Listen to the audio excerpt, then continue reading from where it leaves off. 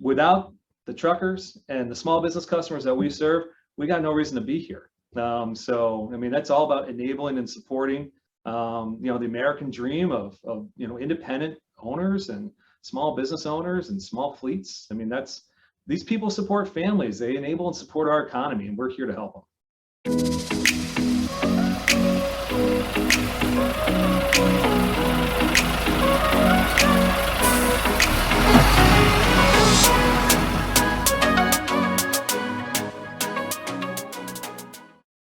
Welcome to Stream, a trucktractortrailer.com production. My name is Zach Miller. I'm your host, and I'm honored to be joined today by Andrew Neer of Innovative Lease Services, or ILS for short.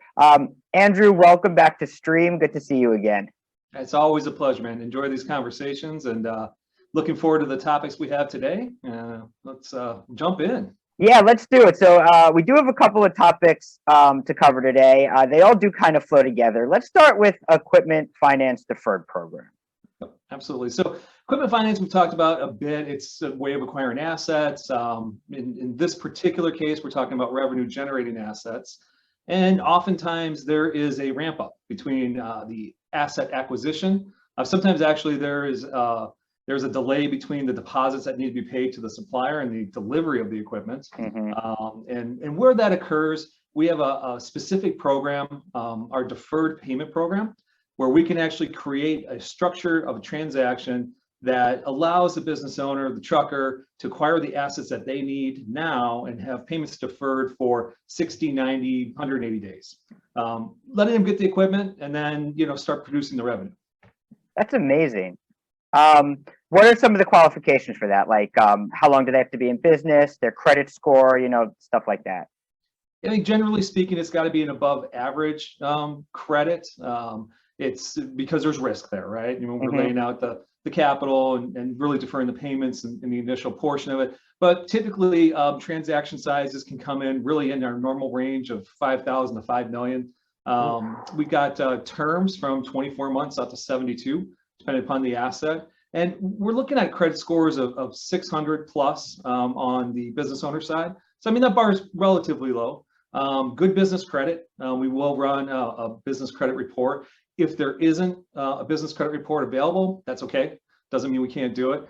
In fact, one of the benefits of our programs is we report to the commercial credit bureaus. So if you don't have that business credit report, our financing can help you build that business credit profile that you're looking for. So the bar is it's not onerous. It's meant to be pretty well encompassing. Okay, pretty cool. So, but what about, so let's say person was in business, they had a rough go of it, maybe they had to file for bankruptcy or things were bad, but that was some time ago. Is that okay? Is there some sort of timeline where, you could look past the bankruptcy or those credit issues? We can, yeah. And so it's really about what you've reestablished since. One of the lessons we learned in the Great Recession is, there's great people doing great business that came upon hard times. And one of the character things that we've found from that is you'll have business bankruptcies, you'll have personal bankruptcies where they specified certain lenders that they still paid. We can kind of look into that a little bit more deeply.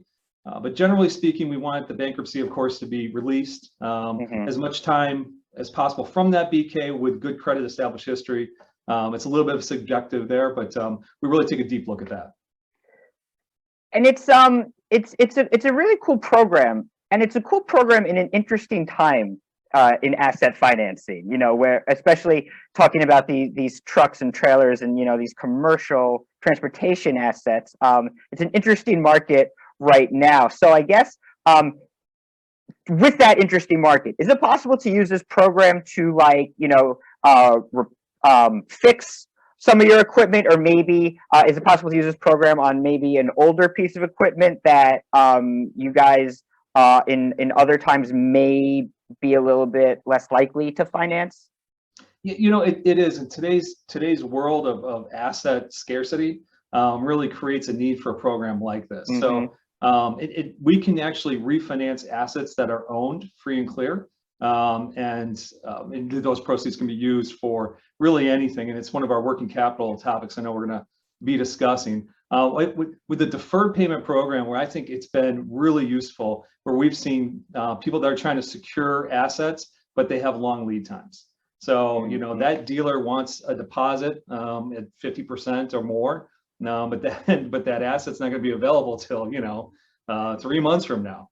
And so, that trucker's got the choice, right? So either you put your own capital out, or you utilize ours, and then what we do is we just do the payment deferral. So it kind of pushes it down the line a little bit. So when they get their assets and they're making money on it, they can start paying back that.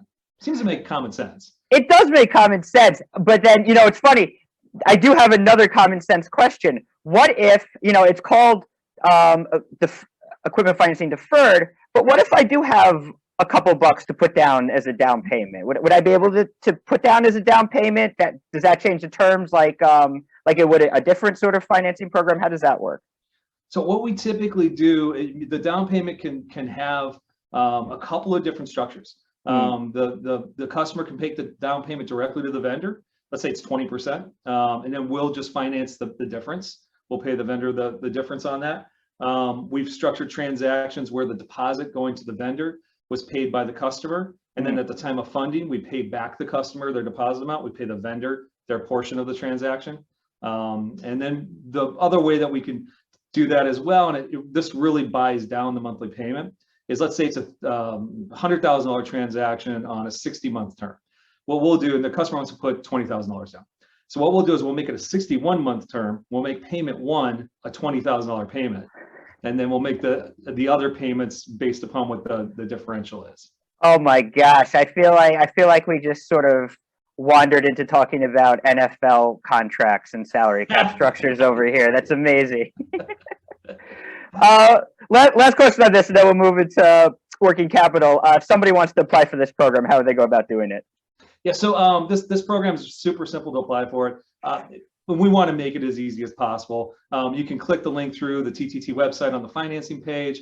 You can call us, you can fax us, you can send us a smoke signal, whatever your preferred methodology, whatever is easiest for you. We can even do stuff over text. So we recognize that, truckers especially are in different places all the time with different accesses to information technology. So you can call us, you can computer us, you can phone us, you can tablet us. And we're really meant to be as available as you need us to be.